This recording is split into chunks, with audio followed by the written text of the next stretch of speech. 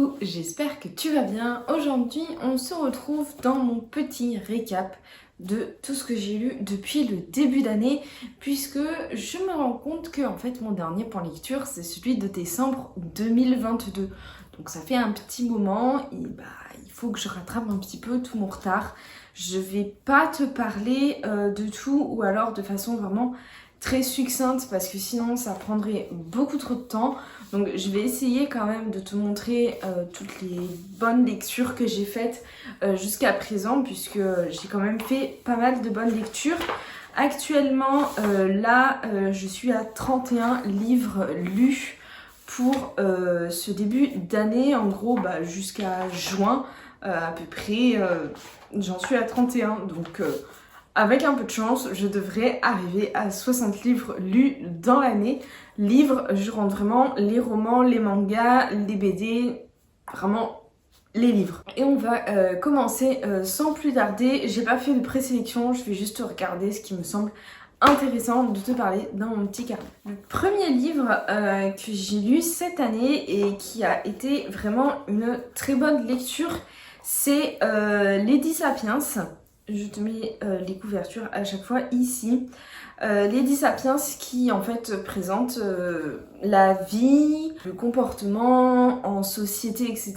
Tout ce qu'on sait sur la femme Homo sapiens à l'âge de la préhistoire. Et c'était hyper instructif et déconstructif. On apprenait vraiment plein de choses hyper intéressantes et avec un côté vraiment très scientifique sur les faits, mais qui déconstruit aussi d'une certaine façon le patriarcat et qui déconstruit vraiment notre idée de l'homme viril qui va à la chasse, qui est fort, qui est balèze, et la nana qui reste au fond de la grotte à faire la bouffe et s'occuper des gamins. C'est beaucoup plus nuancé que ça, évidemment, c'était beaucoup plus complexe. Et les femmes avaient évidemment une place hyper importante, puisque à cette époque-là, le plus important, c'était la survie. Je commence déjà beaucoup trop à m'étaler, donc on va aller un peu plus vite. Mais en gros, si tu t'intéresses un peu sur le sujet de la préhistoire, si tu as envie d'en savoir plus sur la place de la femme à cette époque-là, tu peux bien sûr lire ce livre, il est hyper intéressant. Ensuite, on continue avec un autre essai, un livre qui n'est pas un roman, qui s'appelle donc La promesse des armes, c'est de Peter Wohlleben. Ça fait très longtemps que... Enfin, très longtemps. Ça fait depuis le début de ma chaîne, je pense, que je te parle de cet auteur que j'aime énormément, qui parle à chaque fois dans ses livres de façon très belle et en même temps très scientifique, très argumentée, de la vie des arbres, de l'importance de la forêt, de l'importance de la vie sauvage, de l'importance de préserver, de protéger et de laisser faire la nature. Et encore une fois, c'était génial, j'ai vraiment beaucoup aimé. Donc pareil, si la nature, si la forêt, si tout ce que l'on sait sur les arbres t'intéresse, je t'invite très fortement à découvrir cet auteur qui est du métier et qui est très bien renseigné et qui écrit très bien aussi, c'est toujours très agréable à lire. Côté saga, ça va aller très vite, je vais te faire rapidement un petit avancé par rapport à décembre du coup. Le Seigneur des Anneaux dont je te parlais, que je lisais le premier tome, évidemment c'est fini. J'ai lu le tome 2, j'ai lu le tome 3, c'était génialissime, c'était incroyable, j'ai adoré.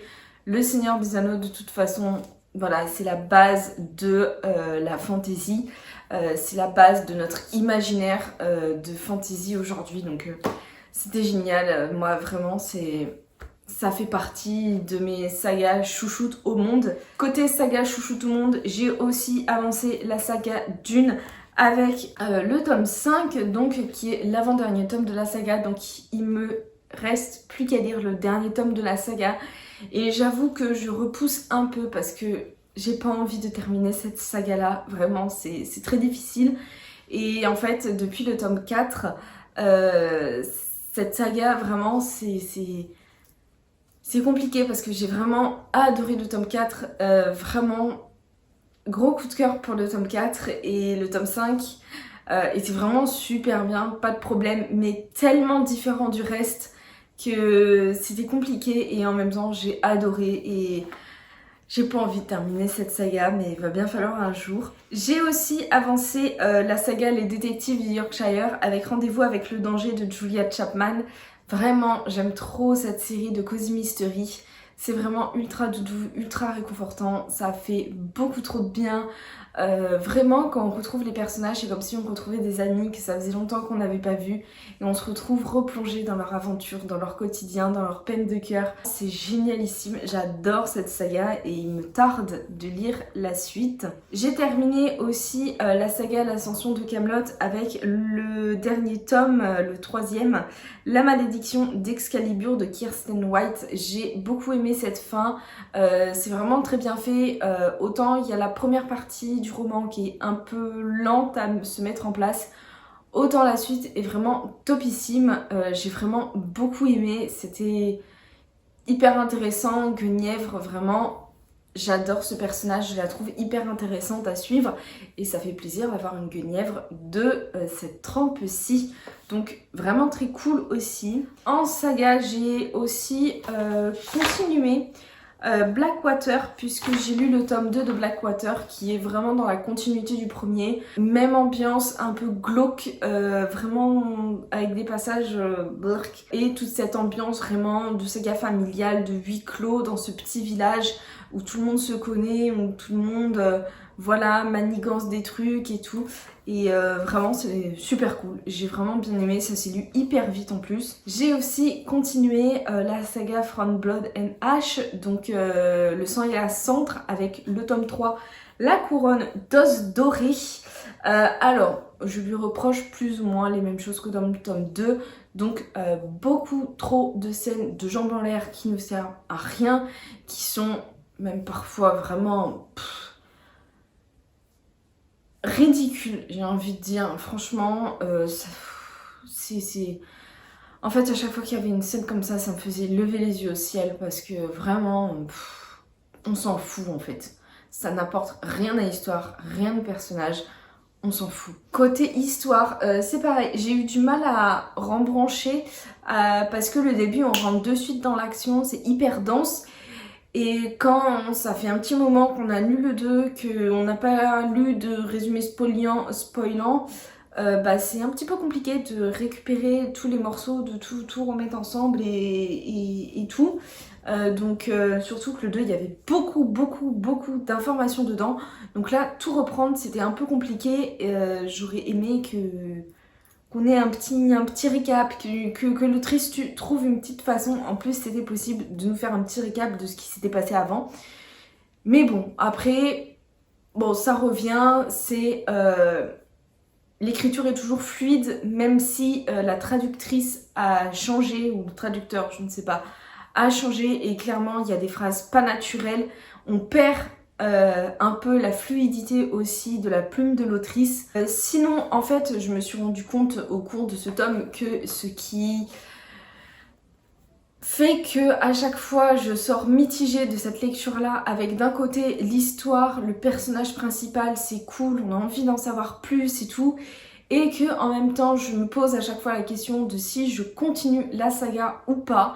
Bah en fait c'est le personnage de Castile que je trouve vraiment insupportable, malsain, manipulateur et qui profite clairement de son ascendant sur Poppy pour bah, la manipuler clairement, hein, parce que c'est ce qui se passe. Vraiment ce personnage là je le trouve insupportable avec ses blagues vraiment de bouffe. Vraiment dans ce tome là, en fait à chaque fois qu'il ouvrait la bouche j'avais envie de lui dire de se taire quoi. J'en pouvais plus. Vraiment il m'a saoulée dans ce tome-ci. Donc voilà, j'ai vraiment mis le doigt en fait sur ce qui me dérangeait dans ce roman-ci, c'est le personnage de Castile. Voilà, je le trouve imbuvable, insupportable. Et voilà, c'est vraiment compliqué avec ce personnage-là. Et encore une fois, vraiment, je ne sais pas si je continuerai. Et là, je vais vraiment me poser la question parce que autant à la sortie du tome 2, je m'étais dit, oui, bon... Allez, je laisse la chance au tome 3 pour voir ce que ça va donner. Mais là, clairement, enfin, ça m'a juste saoulée. Ça va faire encore une longue saga. Les livres coûtent une blinde. Et si c'est pour avoir des traductions aussi pas terribles, bon. Il va falloir vraiment que je réfléchisse à la question là pour le coup. J'ai lu une BD aussi qui était vraiment super cool. Alors il y en a eu deux qui étaient vraiment super cool, qui m'ont marqué, que j'ai trouvé vraiment génial. C'était Entre neige et loup, qui est un petit conte qui se passe en hiver, au printemps. C'est vraiment un conte sur une petite fille qui est à la quête de ses origines. Et c'est vraiment très très beau, c'est très touchant. Ça m'a fait pleurer à la fin. Et les graphismes étaient sublimissimes. Vraiment j'ai adoré cette BD, donc si elle te tente, vraiment n'hésite pas parce que c'est top top top. J'ai aussi lu en BD vraiment super bien Peau de mille bêtes, la peau de mille bêtes qui était vraiment topissime. Donc la peau de mille bêtes, c'est un conte aussi où on suit une princesse qui a été maudite et qui devient méchante, et on a un prince qui veut la sauver, mais c'est pas du tout la fille prisonnière, la fille est incapable de faire quoi que ce soit, pas du tout, et le prince est très doux et très bienveillant, c'est pas du tout le prince avec son épée qui va tuer le dragon. Donc vraiment c'était super bien, j'ai énormément apprécié aussi, et des graphismes aussi super beaux, et pour le coup celui-ci pour Halloween, la période automnale, il serait parfait. Ensuite j'ai lu Le Temps des sorcières de Alix E. Harrow aux éditions Hachette dans la collection Le Rayon Imaginaire je crois, qui était vraiment génialissime. Alors pour le coup il serait parfait aussi à l'automne pour tout ce qui est sorcière etc. Donc ça se place au début du XXe siècle ou fin du XIXe, quelque chose comme ça. On suit trois sœurs qui ont une vie compliquée. La plus petite sœur, elle assume totalement le fait d'être sorcière, elle est sauvage, elle est libre, elle est indépendante. Ces deux plus grandes sœurs, elles, on a l'aînée qui est très réfléchie, très calme, très raisonnée, très studieuse. On a la deuxième qui, elle, est... qui a vraiment eu que des galères, qui est très belle, mais qui n'a eu que des galères à cause de sa beauté. Et qui a fait le choix de complètement rejeter tout ça pour vivre une vie normale. Sauf que un jour, par hasard, l'une d'entre elles découvre un sortilège, et elles vont avoir pour but de faire revenir la magie, puisque la magie a été bannie de leur monde, et donc elles veulent faire revenir cette magie-là. Et vraiment, on a toute cette ambiance aussi de libération des femmes. Ce conflit aussi un peu qui reprend l'esprit des suffragettes et des conservateurs hyper catholiques. Et donc on a tout ça qui se mélange, toute cette magie aussi qui intervient vraiment de plus en plus au fil des pages. Et le système de magie qui est vraiment génial, avec la volonté, la voix, les vers, enfin... C'est vraiment super bien, c'est super bien foutu, c'est bien construit, l'évolution des personnages est vraiment super bien maîtrisée, l'histoire est parfaite, avec une plume qui est poétique et en même temps qui est dynamique, le rythme ça ne s'arrête jamais, on va de rebondissement en rebondissement, c'est vraiment topissime, j'ai adoré, c'était vraiment super bien. Vraiment ça faisait longtemps que j'avais pas lu un livre de sorcière aussi bien que celui-ci. Ensuite j'ai lu je pense un de mes coups de cœur de cette année, c'est Celle qui devint le soleil de Shelley Parker Chan dans une sublime édition de chez Brajlon. Et franchement cette histoire, mais j'ai tellement aimé. Déjà on n'est pas du tout sur des personnages figés et classiques. Vraiment le personnage principal ne se définit pas comme fille ou comme garçon, et c'est génial d'avoir un personnage principal comme ça. Elle a des défauts, de gros défauts, elle est capable des pires choses au monde, et pourtant je me suis quand même attachée, c'était génial. J'ai trouvé ce personnage là mais tellement intéressant, tellement complexe. Et les personnages qui lui gravitent autour, c'était génial aussi. On a un général qui est son ennemi, qui est incroyable. Je pense que c'est mon personnage préféré. J'ai adoré le suivre, et qui lui aussi a vraiment vécu une vie compliquée.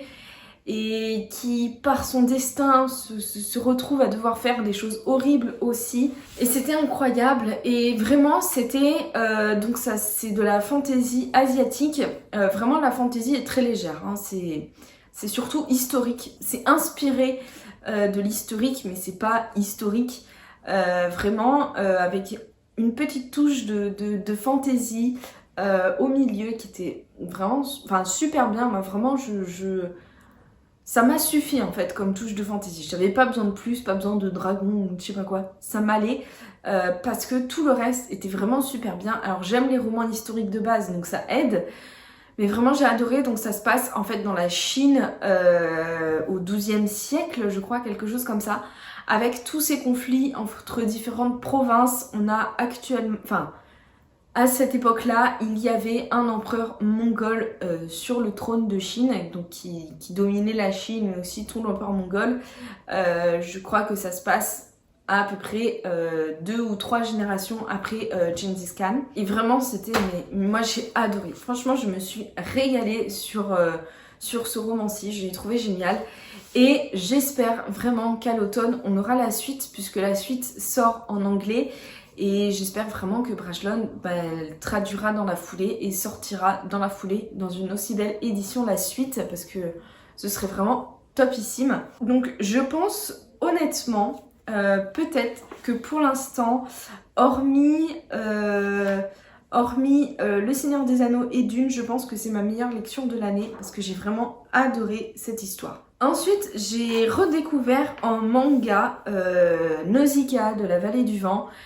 J'adore ce film et je l'ai redécouvert en BD et ça m'a fait tellement de bien. C'était vraiment génial de replonger là-dedans. C'était topissime, ça m'a fait trop de bien et je savais même pas que c'était des mangas à la base. Donc vraiment trop contente et vraiment c'était une super bonne découverte. Et enfin on va terminer par 2 derniers livres qui sont le premier Raison et Sentiments de Jane Austen que j'ai lu dernièrement qui était vraiment super bien. Alors c'est pas une histoire d'amour à façon Orgueil et Préjugés, on se concentre sur un couple et on suit vraiment toutes les épopées de ce couple-ci. Là on se concentre plus sur 2 sœurs. Et c'était vraiment plus axé...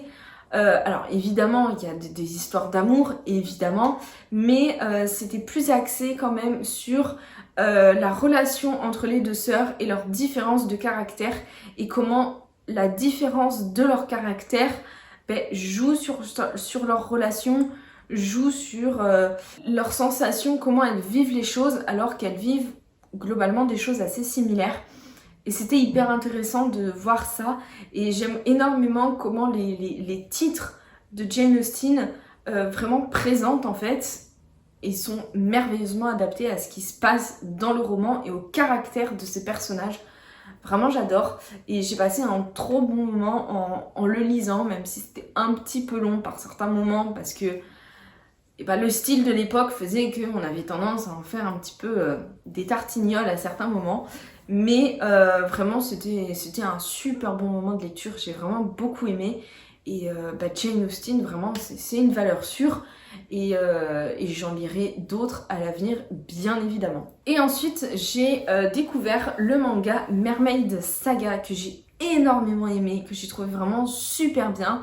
C'est par la même mangaka qui a fait Inuyasha, qui est assez connu. Déjà son style graphique, moi j'adore, je suis méga fan.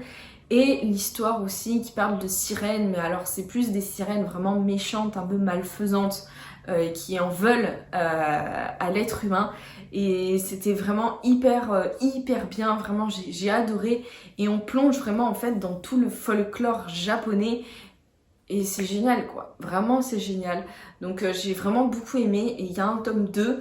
Donc je vais lire le tome 2, on suit 2 personnages en fait qui se rencontrent dans la première partie du manga et on suit leur aventure après dans ce manga et c'est vraiment topissime. Moi j'ai adoré ce manga-ci et il me tarde de lire la suite. Donc voilà pour mes lectures de cette première moitié d'année. Je t'ai pas parlé de tout, notamment les mangas et certains romans, je t'en ai pas parlé. pour un peu épurer parce que sinon c'était beaucoup trop long. C'est vraiment juste pour te faire un petit récap pour que tu sois pas trop perdu après quand je vais faire mon récap de fin d'année. Pour l'instant, je suis vraiment très contente de mes lectures puisque je n'ai eu aucune déception pour l'instant, sauf peut-être la couronne d'os dorée, mais disons que je m'attendais plus ou moins à ça, donc pas vraiment une déception non plus. Et j'espère vraiment que la deuxième moitié de l'année 2023 sera aussi top que ce début d'année-ci. Donc voilà, maintenant que j'ai fait mon petit récap de l'année jusqu'à juin, grosso merdo, et ben on va pouvoir enchaîner après sur les points lecture mensuels. Et j'espère m'y tenir, vraiment, même si en général j'ai pas trop de mal à faire ces vidéos-là. C'est des vidéos assez classiques, assez faciles à tourner. Normalement ça devrait le faire. Mais en tout cas, du coup, nous on se retrouve dans une prochaine vidéo. Et n'hésite pas à dire dans les commentaires aussi quelles ont été tes meilleures lectures pour l'instant en ce début d'année jusqu'à juin pour qu'on puisse échanger là-dessus. Ça me ferait vraiment très plaisir. On se retrouve donc dans une prochaine vidéo et en attendant, je te souhaite de très bonnes lectures. À bientôt.